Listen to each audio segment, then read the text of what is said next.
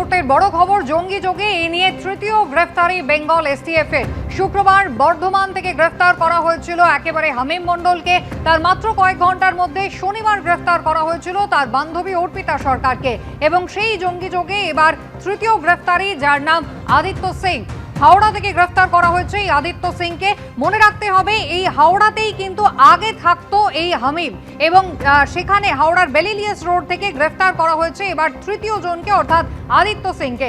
কথা বলবো, ময়ূখ ঠাকুর চক্রবর্তী রয়েছেন আমাদের সঙ্গে। ময়ূখ, একেবারে শুরু থেকেই যেটা মনে করা হচ্ছিল যে শাহজাদ ভাট্টি গ্যাং কোথাও এখানে একটা বড় সড় নেক্সাস তৈরি করেছে, সেই নেক্সাসেরই কি এই তৃতীয় ব্যক্তি আদিত্য সিং বলা যায়?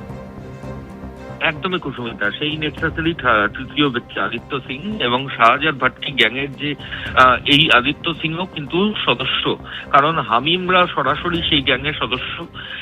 এবং একটা জিনিস যেমনটা তুমি বলছিলে যে এই হামিম, সেও কিন্তু হাওড়ার পিলখানাতে থাকতো, এবং সেখান থেকে মাস 3 আগে বর্ধমানের রেনেসা টাউনশিপে তারা শিফট করেছে। ফলত এই বেলিলিয়াস রোডের বাসিন্দা আদিত্য সিং, তার সঙ্গে হামিমের পূর্ব পরিচিত ছিল বলেই বেঙ্গল এসটিএফ এর আধিকারিকরা মনে করছেন। সেই জায়গা থেকেই এই অ্যাসাইনমেন্ট হামিমের তরফ থেকে আদিত্যকে দেওয়া হয়, যে এই হাওড়ার বিধায়ক যিনি রয়েছেন, রাজ্যের পুর প্রতিমন্ত্রী উমেশ রায়, তার সম্পর্কে খোঁজ খবর নেওয়া, ছবি তোলা এবং সেই ছবিগুলো পাঠানো এই শাহজাদ ভাট্টি গ্যাংয়ের কাছে। এটা একটা ডেঞ্জারাস ক্রাইম, যেটা দীর্ঘদিন ধরে এরা করছে, এমনটাই পুরো এসটিএফ এর অফিসিয়ালসরা মনে করছেন।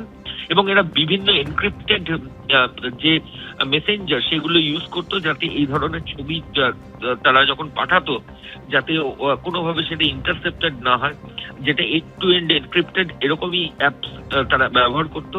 এবং কিন্তু ব্যবহার করেও শেষ রক্ষা হয়নি। প্রথমে হামিম অ্যারেস্ট, হামিমের পর তার যে বান্ধবী, তাকেও অ্যারেস্ট করলো অর্পিতা সরকার, সাহেবগঞ্জ ঝাড়খণ্ড, এবং তারপর থার্ড অ্যারেস্ট এবার আদিত্য সিং অ্যালিয়াস রাজু, তাকে হাওড়ার বেলিলিয়াস রোড থেকে অ্যারেস্ট করা হয়েছে। এবং এই ব্যক্তি কিন্তু এই নেক্সাসের সঙ্গে বা এই মডিউলের সঙ্গে সরাসরি ইনভলভড, এমনটাই বেঙ্গল এসটিএফ মনে করছে। ছবি তুলে পাঠানো, রেকি করা, বাড়ির কাছে যাওয়া, মুভমেন্ট ফলো করা, কোথায় যাচ্ছে এই খোঁজ খবরগুলো পাঠানো, এগুলোই কিন্তু এই আদিত্যর অ্যাসাইনমেন্ট ছিল।